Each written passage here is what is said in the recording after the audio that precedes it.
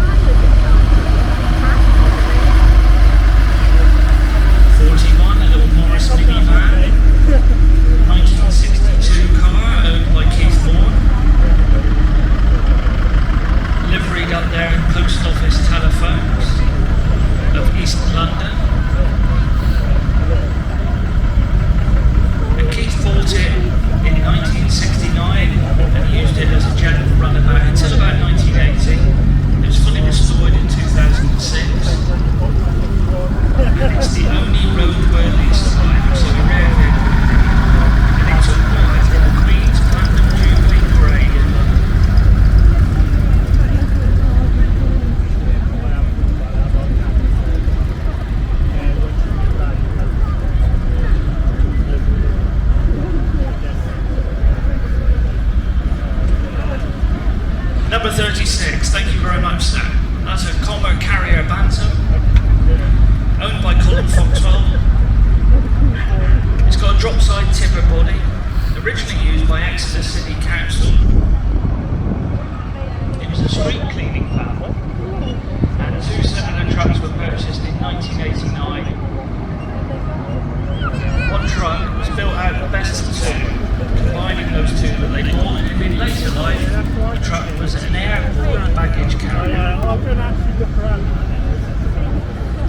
Number 47 coming past the box now is a BMC 1963.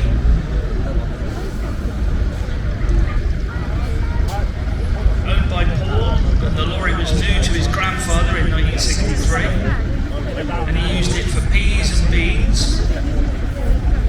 They used to go to Wales, and then Neath and then Swansea on their journeys.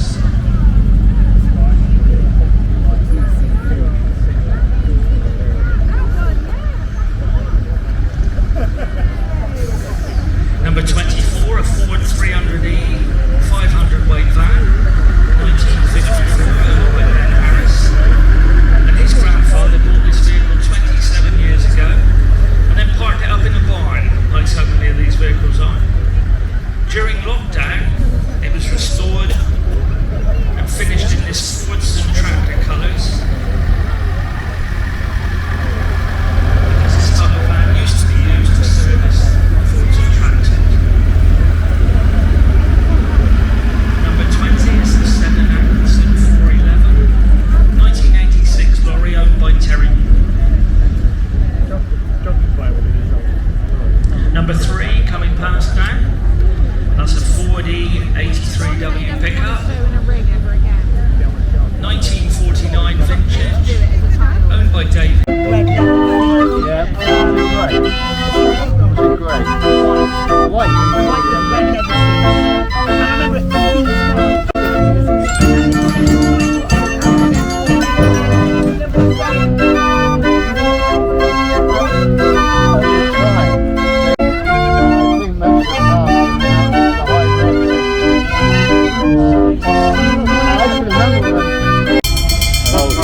We've just been looking at some of the old commercial vehicles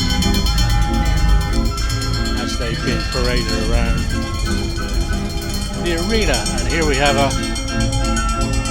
an old fire engine going in on it now.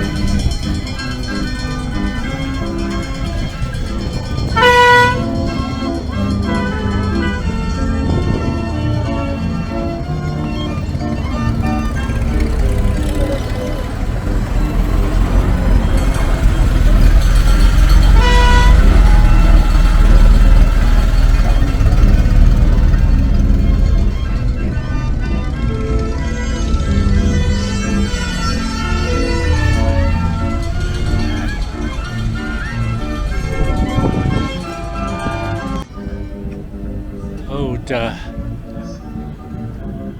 steam lorries. There's one in front of us which is particularly well preserved. I think it's a Foden, and can you imagine trying to drive this? Drive it.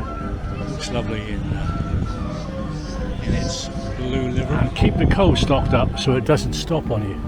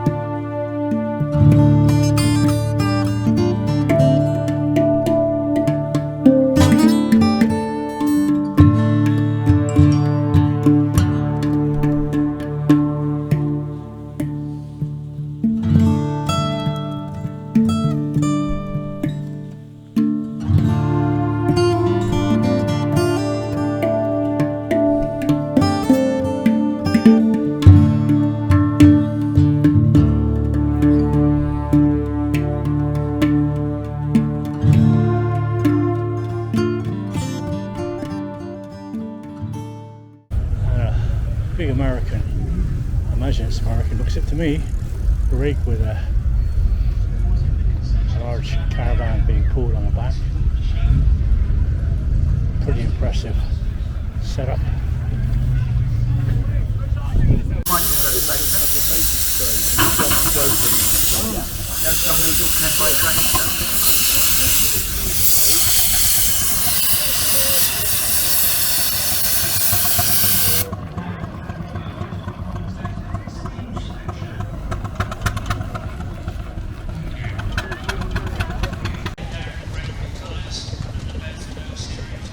Actually, my first car was a Morris Minor, like this blue one here, and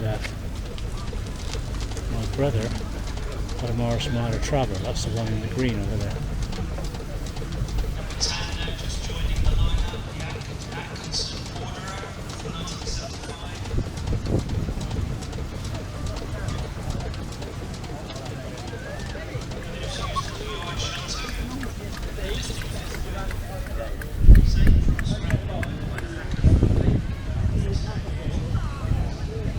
That's a nice one there, with a soft top.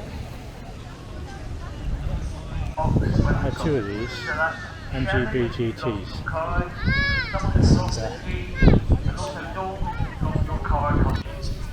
Another open top one over here.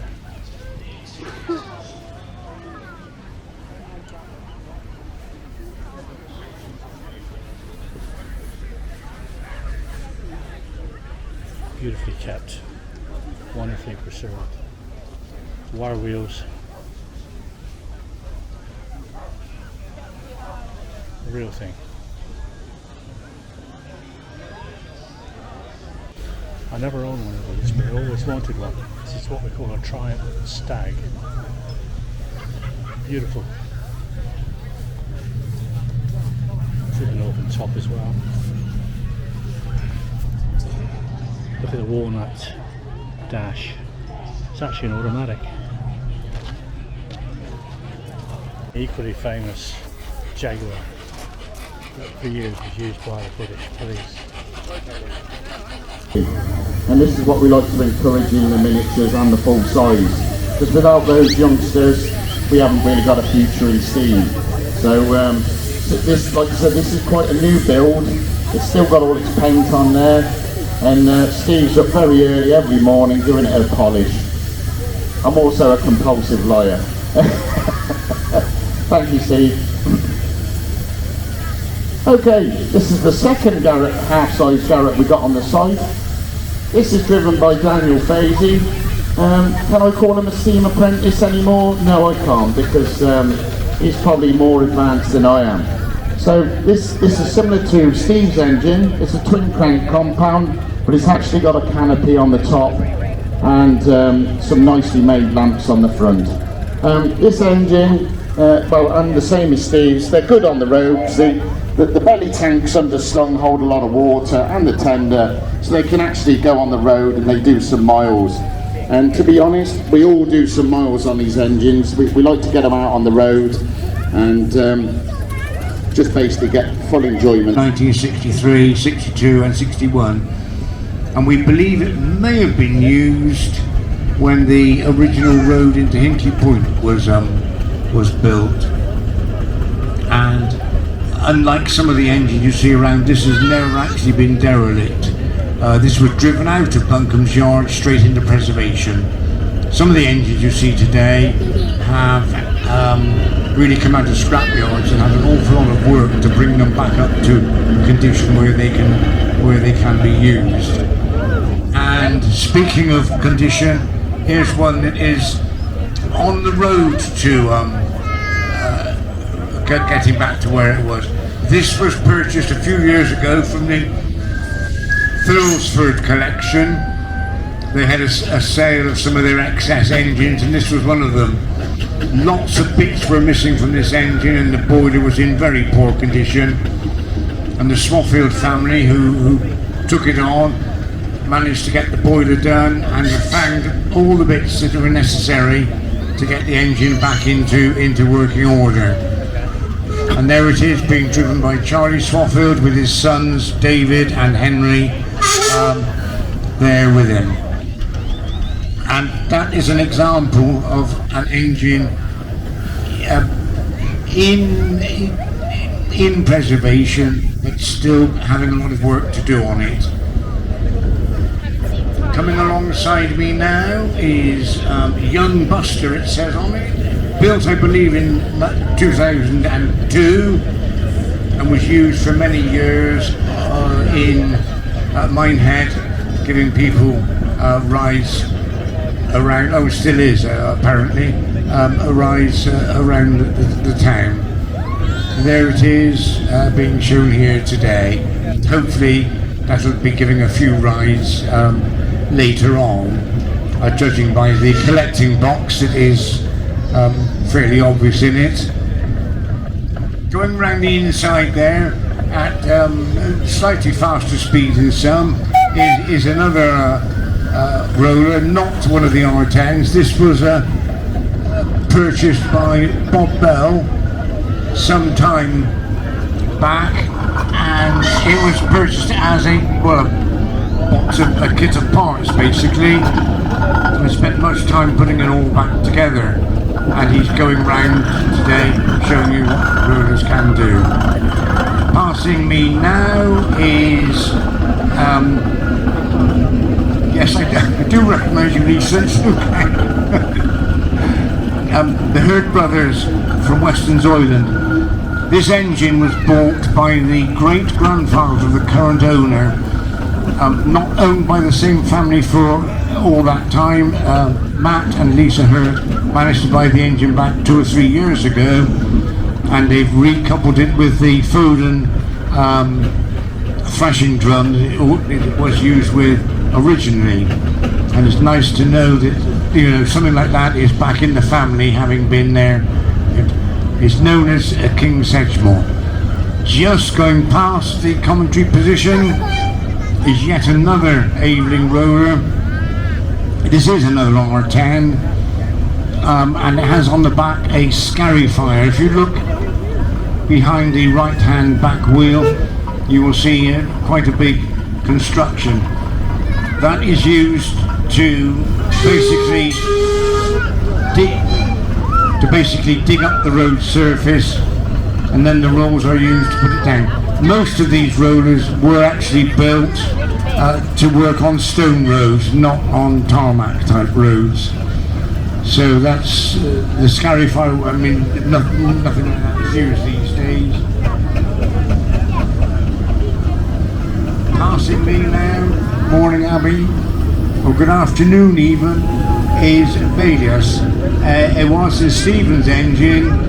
This was roaded over here from Weston's Island, where it lives, on must have been Friday it came over, yes. Owned there by Colin Hoyle, and operated there by, I think it's his granddaughter, and somebody I don't quite recognise, I'm afraid. Cornish Star passing the commentary box now, not in your programme.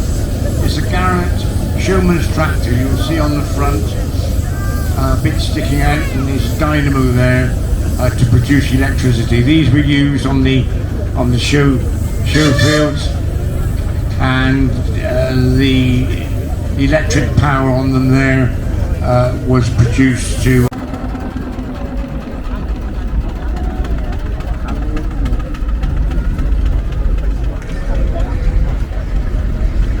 So you'll see your commercial vehicles in the arena now for their parade lap. Coming past the country box now. Number 19, the DAF LV in Fox Moving and Storage livery.